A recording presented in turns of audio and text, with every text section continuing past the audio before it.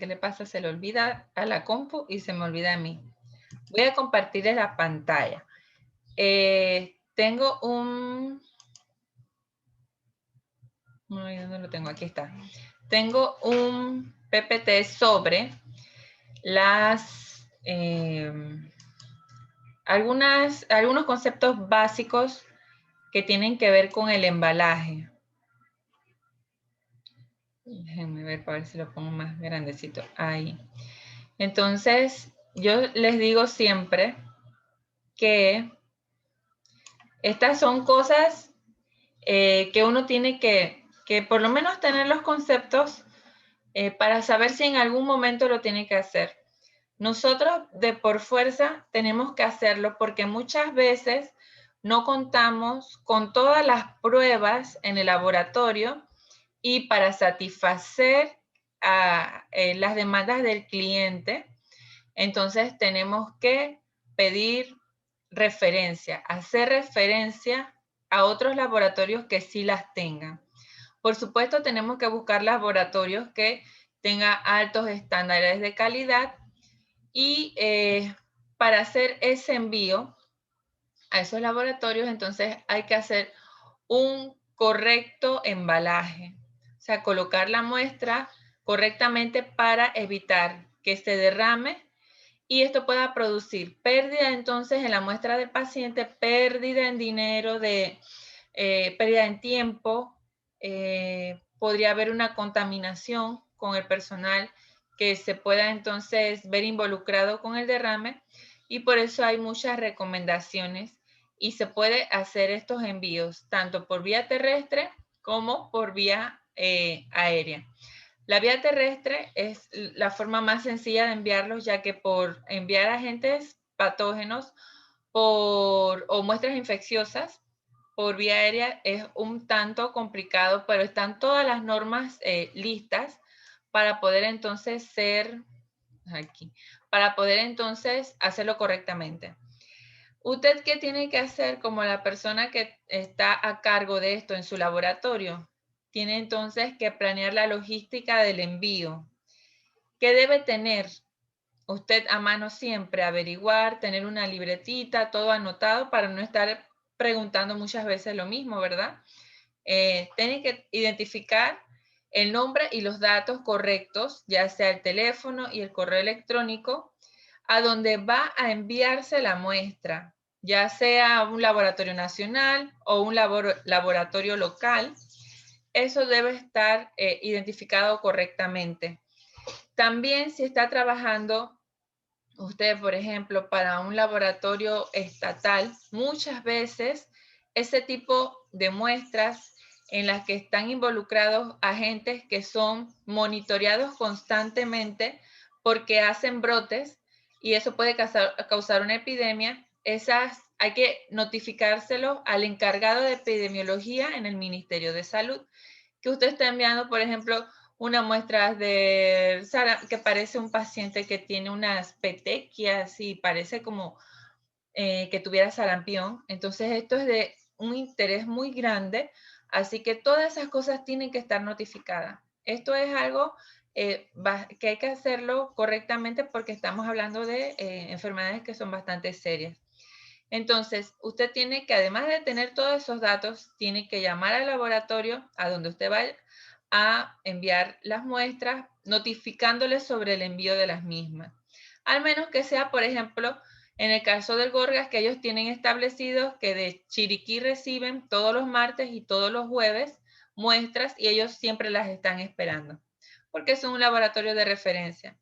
Entonces, si estos envíos se hacen a través de una compañía que hace transportes, hay que notificarlos, hay que saber los horarios, los itinerarios de ellos, y si no, si es el mismo Ministerio de Salud que transporta las muestras, también tenemos que tener entonces los horarios de ellos porque ellos tienen un tiempo límite para la recepción de las mismas.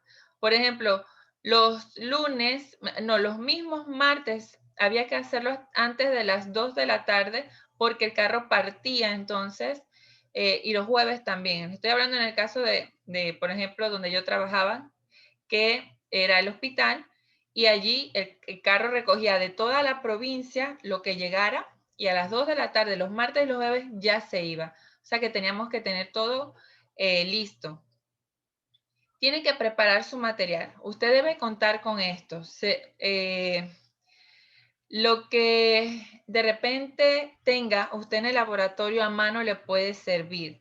Se va a volver usted como un guardador como de cositas así en su laboratorio, va a tenerlos en esquinitas guardados donde usted sabe que está ese material para poder entonces embalar sus muestras. Tiene que tener material absorbente para contener el derrame. Estos simplemente pueden ser lo más económico que hay, que es papel toalla. Pueden usar gasas, pero las gasas son más caras, gastas ese insumo en el laboratorio que a veces no se consigue tan fácilmente. Es un poco escaso y es más caro que un papel toalla. Así que puede tener hojas y el mismo cosa de papel toalla. Tiene que haber un contenedor secundario porque el primario siempre es el tubo que contiene la muestra. Entonces, tiene que tener un contenedor secundario que sea rígido, no puede ser de vidrio, por supuesto, tiene que ser de plástico. Eh, Quisiéramos que fuera de color transparente para que se viera lo que está ahí adentro, pero si no, no importa. Debe tener taparrosca para que quede entonces bien sellado. Debe ser resistente a filtraciones. Siempre se utiliza mucho todos esos envases plásticos que van quedando, por ejemplo, de las tiras de orina. Ahí cabe perfectamente unos 2 o 3 tubitos envueltos en papel toalla. Caben ahí y es un contenedor bien resistente. Los envases de medios de cultivo, los que son más pequeñitos de estos de los polvos que se preparan, entonces eso también se puede usar. Hay muchos envases que van quedando productos entonces de que son insumos en el laboratorio y uno los puede ir guardando. Si es un lugar, por ejemplo, un lugar donde se recogen bastantes muestras para enviar, también se puede hacer eso. Va a haber un contenedor terciario, que son cajas. Muchas veces son cajas o son los mismos coolers. Entonces, es un contenedor que puede ser una caja simplemente. Si se cuenta en el laboratorio con material que causa algún tipo de amortiguamiento, como espumas o las burbujas estas plásticas que uno va rompiendo, entonces se puede utilizar. Si no, entonces simplemente se puede sellar todas las mismas, los mismos envases con un papel adhesivo o cinta, masking tape, etc. Si son muestras, las muestras hay que enviarlas a la temperatura que se le indique, que indique el laboratorio de referencia. Así que debemos tener siempre los packsitos esos que se congelan. Ellos resisten bastante, aguantan bastante la temperatura y nos mantienen las muestras a la temperatura adecuada. Es lo que más prácticamente se usa. Si no, tienen que fijarse muy bien siempre la muestra cómo debe ir, porque hay unos que te piden específicamente que la muestra tiene que ir a temperatura ambiente y usted no tiene que colocarle nada. Solamente lo colocan en el cooler que mantiene ahí más o menos la temperatura que no se suba tanto. Y hay otros que sí te piden que los envíes congelados o los envíes refrigerados. Si usted es la persona que va a realizar el embalaje, tiene que saber la documentación del envío, ¿verdad? Porque las muestras tienen que ir correctamente rotuladas. Debe ser la muestra correcta si el examen se hace con orina, se hace con suero o plasma. Entonces, si se pueden fijar, todas esas muestras se parecen. Orina, suero y plasma. Si están en un tubo transparente, de repente tú no te das cuenta que son, porque todas pueden ser hasta amarillito, medio clarito. Así que debes estar etiquetado el mismo tubo correctamente con el nombre de la cédula de paciente y el tipo de muestra que es. Porque muchas veces no se envían los envases grandes de muestra de orina tienden a ser un poco flexibles y a derramarse aunque sea de tapa rosca. Entonces usted puede traspasarlo a un tubo con tapa rosca y tiene que ponerle entonces el tipo de muestra que está mandando. La documentación tiene que tener entonces hay varios papeles que tienen que enviarse y la misma caja donde está la muestra debe tener unas etiquetas. ¿Cuáles son? Debe tener unas etiquetas con el nombre de la institución a donde van a ir las muestras. Directamente en la misma etiqueta también tiene que ir la sección directa donde esas muestras deben llegar, el número de teléfono, bueno, la dirección y esto, si no fueran los organismos de estos del Ministerio de Salud que sí están llevando eso constantemente. ¿Qué más también? Debe haber un formulario. No se puede enviar una muestra si no tiene un formulario llenado correctamente por el médico que pidió el examen. Ese formulario debe tener todos los datos del paciente y para cada microorganismo, por así decirlo, que se esté buscando, para cada tipo de examen hay formularios diferentes. ¿Se acuerdan la semana pasada que hablamos que se podía poner Zika y chikungunya en el formulario del dengue? Se tachaba y se ponía entonces esos tipos porque se parecen y van además para la misma sección. Entonces, tiene que poner todos los datos el médico y usted tiene que estar, aunque pareciera que eso no es su responsabilidad, porque así es, no es su responsabilidad, si el formulario va mal llenado, entonces a quien vaya a llamar es a usted. Oiga, pero usted cómo mandó esto, que esto no está bien lleno, que no sé qué. Tiene que tener los días de síntomas del paciente, cuando le comenzó la sintomatología,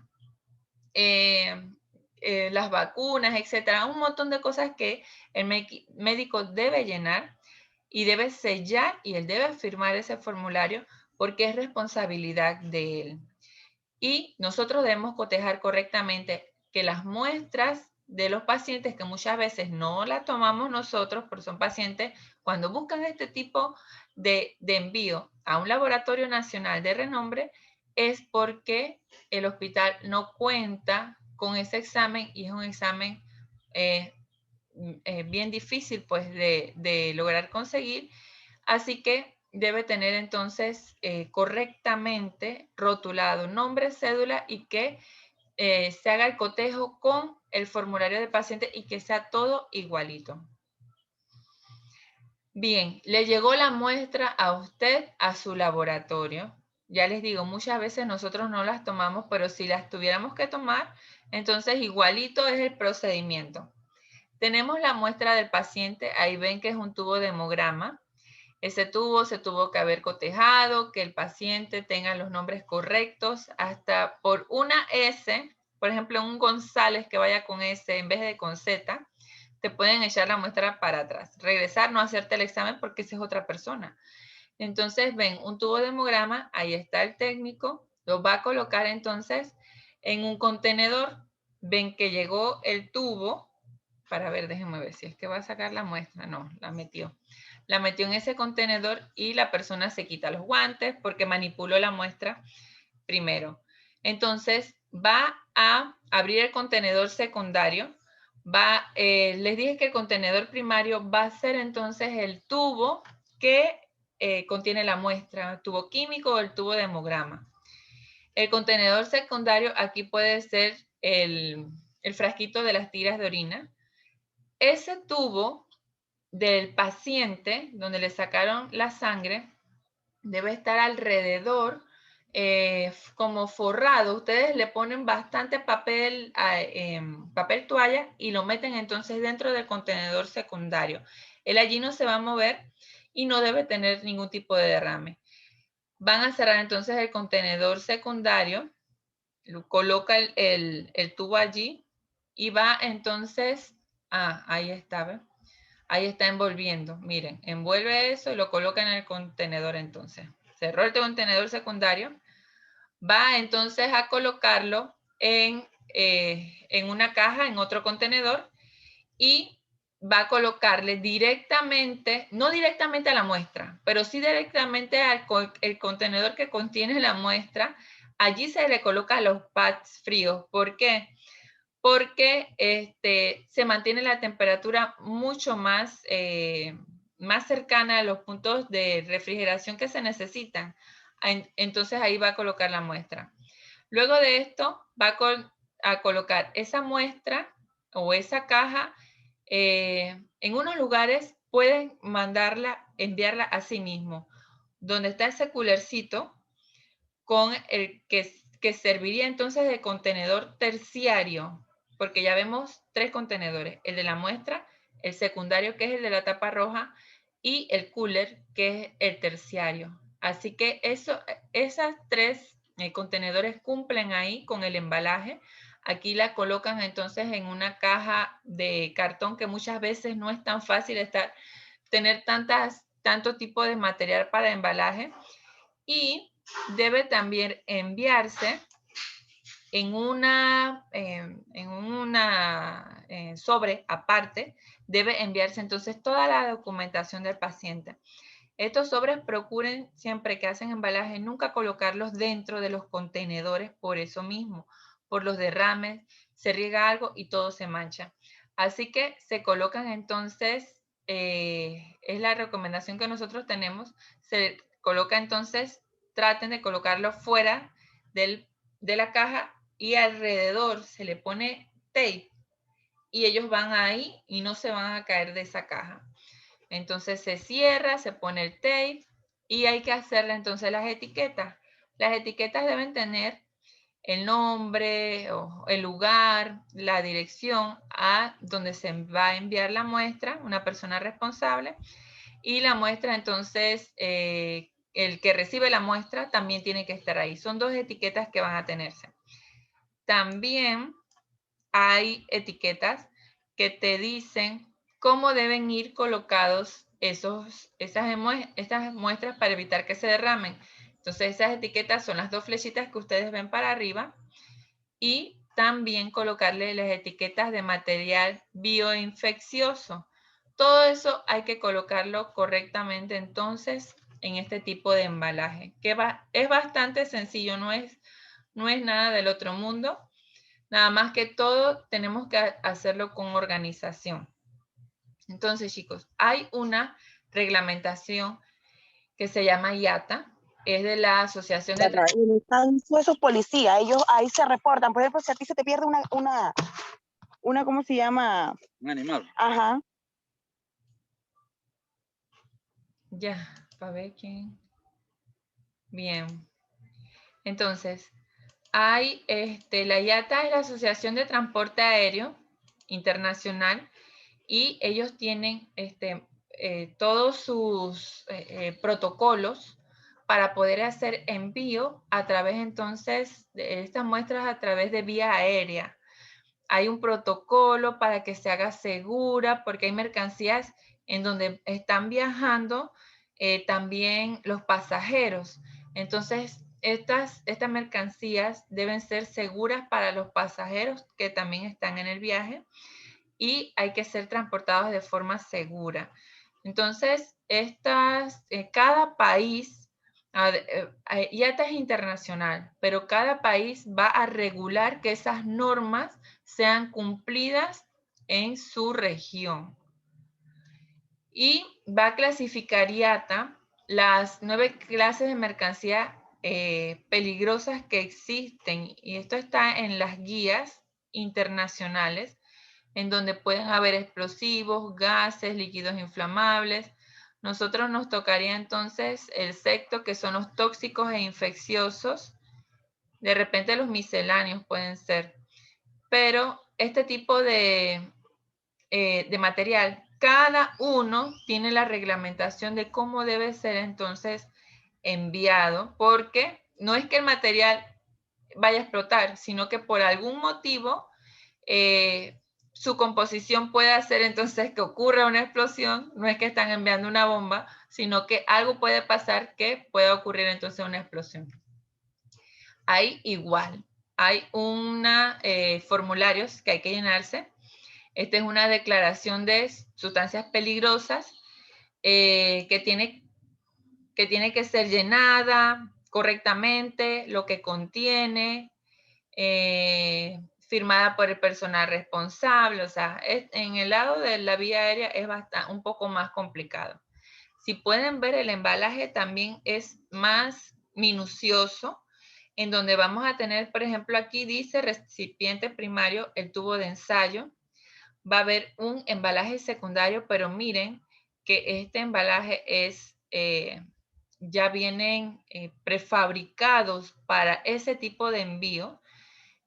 Son embalajes que tienen una tapadera muy hermética. Hay que colocarles igual un material absorbente, pero ese material no es papel toalla, es el que ellos digan en las guías de ellos, si no, no les reciben las muestras. Aquí también debe colocarse el nombre, el correcto, la etiqueta de la muestra y va a tener entonces un envase exterior donde van a estar las señalizaciones, ¿verdad? Todas las etiquetas que deben contener entonces que diga la guía. Bien, esto es con respecto a eso. Vamos, les voy a compartir. Entonces, el otro documento es este. Ajá, es este, chicos. Miren, estas son las guías sobre la reglamentación relativa al transporte de sustancias infecciosas. Ahí les habla cómo se hace todo el transporte terrestre y todo el transporte aéreo. Vamos a ver unas paginitas que son las más importantes. Para el parcial, por supuesto, esto no se los voy a poner. Estas son 60 páginas, ustedes no se van a leer todo eso. Esta guía fue modificada en el año 2019 y servía para 2019-2020 y pienso que todavía no han sacado la del 2021. Así que son las guías aprobadas por la Organización Mundial de la Salud. Vamos con Kiria. Kiria está, ¿verdad, Kiria? Para ver. Ay, no veo a Kiria. No, profe, ya está en el MINSA. Ay, ella me dijo que venía a las 3. Sí, tiene razón. Bueno, por eso me preguntó ayer. Y está Dayana, sí, ¿verdad? Sí, Dayana. Sí, profe. Ajá, Dayana. Te faltaba un pedazo para leer, ¿verdad? Sí, faltaba yo. Ajá. Exacto. Entonces, te voy a poner la página, déjame ver, aquí. Ajá. Vas a leer la de Kiria, pues, porque para que vaya un seguimiento. En estas, nada más para recordar, dentro de las guías hay muchas secciones y, o sea, está bastante bien desarrollado, bien específico y te hablan por secciones y un montón de cosas. Entonces, mira, léenos este sistema básico de embalaje, el triple embalaje se llama eso, desde allí, de la 6.1. Leo desde donde dice sistema de embalaje Ajá, envasado triple. Ajá. sí. Como su nombre lo indica, cualquier sistema de embalaje envasado triple utilizado para contener una sustancia infecciosa debe constar de 3 capas. Un recipiente primario, un segundo embalaje, envase hermético e impermeable o prueba de derrames para encerrar y proteger el recipiente primario. Y una tercera capa exterior de embalaje, envasado que se utiliza para proteger el embalaje, envase secundario de daños físicos durante el transporte. Ajá, mira, El ahí está reci- el Ajá. envase primario, el papel toalla para que se coloque entonces dentro del envase secundario. Ahora sí, dale, el recipiente primario. El recipiente primario, el cual contiene la sustancia infecciosa, debe ser hermético e impermeable a la sustancia que contiene, es decir, deberá ser a prueba fugaz si la sustancia es líquida o a prueba de derrame si la sustancia es sólido. El recipiente primario deberá estar debidamente etiquetado en cuanto a su contenido. El recipiente primario no debe perforarse, romperse o debilitarse o verse afectado al entrar en contacto con la sustancia infecciosa. Por ejemplo, el recipiente primario no deberá alterar su integridad al entrar en contacto con el medio de preservación utilizado para conservar la muestra de un paciente. Si la sustancia infecciosa está en forma líquida o semilíquida, el recipiente primario debe estar envuelto en el suficiente material absorbente en caso de rotura o fuga. Ajá, perfecto, gracias. Entonces, ya embalamos el tubo primario, le colocamos el papel toalla alrededor, lo pusimos en el recipiente secundario. Ahora, tenemos el recipiente secundario con un pack, el pack congelado, y lo vamos a colocar en el recipiente terciario.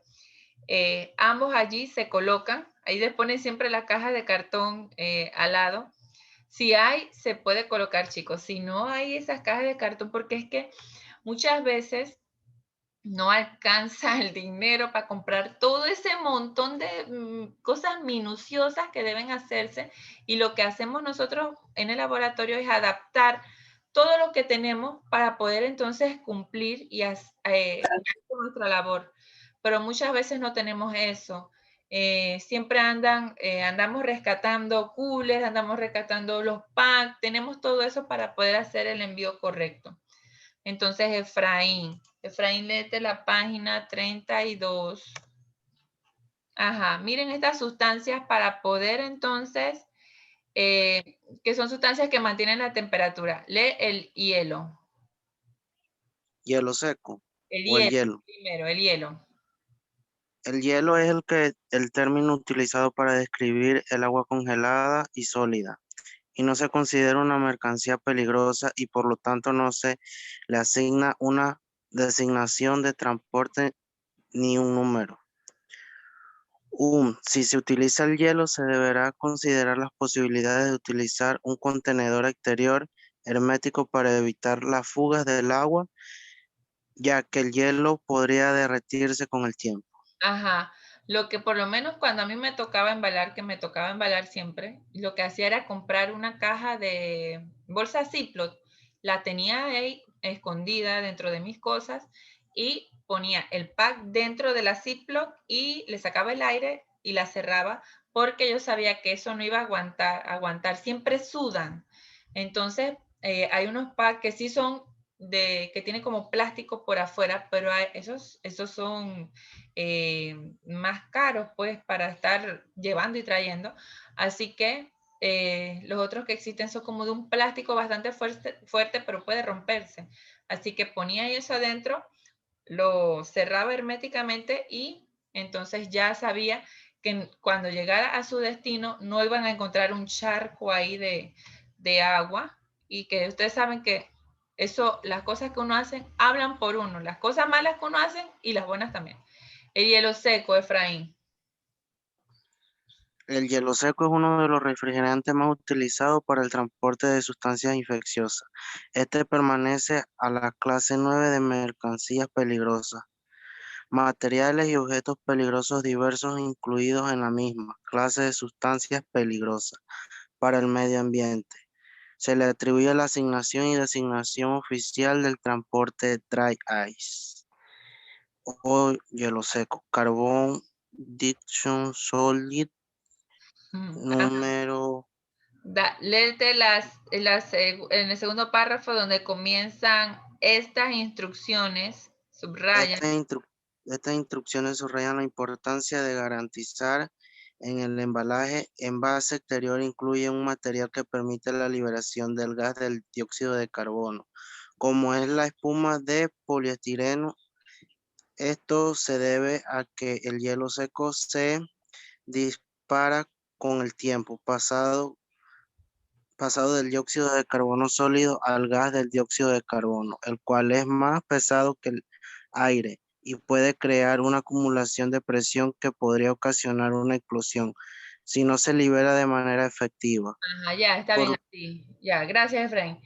El hielo seco nosotros comúnmente no lo vamos a manejar en el laboratorio clínico, pero nos pueden llegar a nuestro laboratorio muestras, material que necesites estar refrigerado. El hielo seco mantiene muy, muy bien la temperatura. Si estamos hablando, por ejemplo, de cepas de microbiología que deben estar congeladas o microorganismos que deben estar congelados, una de las mejores formas de enviar y de transportar es con el hielo seco, porque mantiene la temperatura de congelamiento, no de refrigeración. Guarda muy bien la temperatura. El detalle con el hielo seco es que es una sustancia que puede, como lo leyó Efraín, es un gas que con el tiempo puede causar entonces una acumulación de presión y puede causar la explosión. Otra cosa del hielo seco que es una sustancia que es muy difícil de eliminar. Entonces, lo que se tiene que tener para eliminarlo dejarlo en un lugar donde él poco a poco vaya como disipándose y estar lejos de esos gases. Nos pasó, por lo menos nos pasó esto nos pasó en el hospital una vez, ahí donde yo trabajaba, que llegó un material, no recuerdo, algo del exterior, de Estados Unidos llegó, y venía envuelto en hielo seco. Sacamos el hielo seco y lo colocamos en una tina porque no sabíamos cómo manejar el hielo seco. Por eso le hago el hincapié en el bendito hielo seco, porque que nosotros, recuerden que hay un dicho en el derecho que dice que lo que tú no sepas no te exime de tu responsabilidad, ¿verdad? Ay, yo no sabía. Entonces, mataste a alguien, pues no sabía. No. Entonces, ¿qué pasó? Ah, no, si eso es hielo seco, hay que colocarlo en un lavadero de esos allá. Se coloca allá y se echa allá para que se vaya disipando. Alguien tenía una idea, por lo menos, pero vino otra persona y pensando que ese era hielo que se derretía con el agua, le puso agua, le abrió la llave, hizo una reacción el hielo seco que, o sea, tiró un pocotón de gases blancos y todo el mundo salió huyendo de ahí. Entonces, es importante. Y ahora que hay internet siempre en todos los celulares, que la gente siempre tiene data, es muy importante que nosotros sepamos ante qué nos estamos exponiendo, porque nos puede hacer daño hasta este tipo de cosas que uno piensa que no le hacen daño. Entonces, debemos estar muy claritos con eso. Eso se evita, chicos, en lugares donde haya unos manuales de procedimientos súper bien hechos, unos manuales de seguridad, bioseguridad, donde también todas estas cosas deben estar contempladas. Más que nada, si son laboratorios grandes que manejan mucha especialidad, todo esto debe estar contemplado y deben hacerse capacitaciones siempre. Si algún día usted es jefe, capacite a su personal. No porque usted trabaje en parasitología, no va a saber cómo se embala una muestra. Usted tiene que capacitar a su personal constantemente porque todo eso se olvida. Si a uno se le olvida un montón de cosas tontas que pasan en el día o en la semana o la hiciste hace un par de años, imagínense en el laboratorio que a veces uno está metido en una sola sección haciendo lo mismo, lo demás se te va a pasar porque no lo estás recordando y reafirmando constantemente. Así que las capacitaciones son muy importantes en el laboratorio y sí se hacen, pero deberían ser mucho más continuas y con todo tipo de contenidos para que uno siempre esté pendiente de eso. ¿Y quién me falta? Chicos, esto es lo que tiene que ver con el embalaje, es algo sencillito. Me falta, Cristian, ¿tú querías decir Parte de la charla anterior. Ajá, Sí. dale, ponete tu ganchito. A mí también, profe, me falta. Sí, José, tú también, ajá. Okay. ¿Me escuchan? Sí. Bueno, a mí me toca comentarles un poco de lo que es la prueba de virus ensantemáticos, enfocándonos a lo que son los parvovirus B19, el sarampión y la rubiola, que son de los agentes más frecuentes en las infecciones ensantemáticas. Básicamente estas pruebas se hacen durante el embarazo, más lo que es el virus de la rubiola, principalmente en el primer trimestre, ya que puede ocasionar grandes daños a nivel del feto. Y también lo que son alteraciones congénitas o mentales. El tipo de muestra que se maneja principalmente van a ser muestras serológicas en tubo de química, se hace el hisopado nasofaringio y posteriormente se transporta y también se hace una recolección de una muestra urinaria. La metodología para el sarampión y la rubiola se maneja lo que es ELISA, IgM, IgG, y lo que es el PCR de transcriptasa inversa y de tiempo real.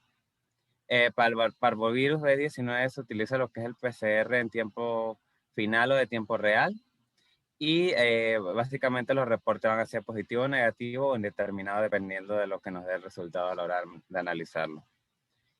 Básicamente las muestras, si se van a transportar a un laboratorio, se mantienen en frío entre 4 y 8 centígrados y posteriormente se tiene que realizar un formulario de notificación e investigación si se sospecha de sarampión o rubiola en el paciente.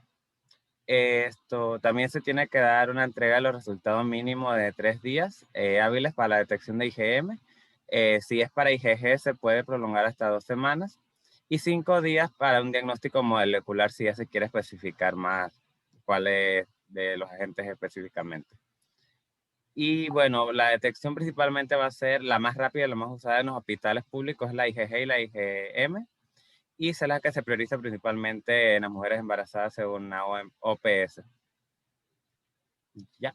Ya, listo. Gracias, Cristian. Sí, ahí te dice la temperatura, te dice el tipo de metodología que se está usando para hacer este seguimiento.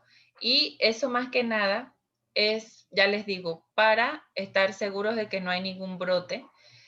Más que nada el sarampión que están tratando de que ya esté erradicado de muchos lugares y en muchos lugares sí está erradicado. Así que en Panamá, cuando ya casi está en la erradicación, aparece un caso. Tenemos muy mala suerte con eso. A ver, dale, José. Voy, profe. Me tocó hablar del hantavirus. En sí, esta prueba está dada por prueba de ELISA, ya sea por inmunoglobulina M o la G. En este caso, empezaré a hablar de la M. En sí, esta prueba de ELISA de hantavirus es utilizada para el diagnóstico de la presencia en sí de anticuerpos específicos contra el hantavirus, en sí, en muestra de suero. Un paciente que tiene la enfermedad, ya sea agudo o convaleciente. La condición que debe tener el paciente para esta prueba debe tener de 3 o más días del inicio de los síntomas, que generalmente se inicia con fiebre en la toma de muestra. Y también generalmente el paciente se encuentra bajo seguimiento ambulatorio o está supervisado por algún médico o está hospitalizado como tal. En la condición en sí previa de la muestra, esta se debe transportar a la muestra a una temperatura de 4 grados centígrados. También los tubos deben estar rotulados con el nombre, fecha y el tipo de muestra que se hizo. Y también es obligatorio que la muestra se acompañe con el formulario de solicitud de prueba de sí del síndrome pulmonar por hantavirus. Es decir, el paciente debidamente completado y firmado por su médico. La muestra tampoco debe poseer hemólisis ni debe ser lipémica. Como tal, ya lo dije, la metodología que se utiliza es la ELISA o la hemoglobina M. Y el reporte se hace ya sea, si es positivo, se le pone que es positivo o negativo para la presencia de anticuerpos contra hantavirus. La entrega de resultados normalmente son de 3 a 5 días.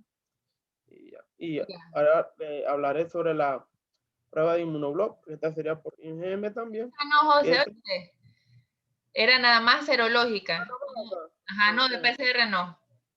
Ya. Ajá, ya está bien, gracias. Esa prueba, ¿se acuerdan que la primera paciente de Veragua que le dio coronavirus también tenía hantavirus? ¿No se acuerdan? Que demoró un montón de meses en el hospital, Dios, pero bueno, salió. Entonces, bueno, chicos, esto sería lo que vimos hoy en la clase. Y el lunes vamos a ver entonces biología molecular y cerramos. Cerramos ya, ese sería nuestro último tema para el parcial, que sería entonces la semana que sigue. ¿Algún comentario o algo que quisieran? Profe, Ajá. disculpe, lo que pasa es que no sé qué pasa con mi model, pero a mí no me están saliendo las secciones, o sea, no porque no haya hecho el brindanos tu opinión, sino que de por sí ni la primera ni por donde vamos me sale nada. Entro y no me sale absolutamente nada. Ya hablé con el CAF. A mí me pasaba lo mismo, y me di cuenta que hay dos grupos. Pero ahí yo te tengo en el grupo.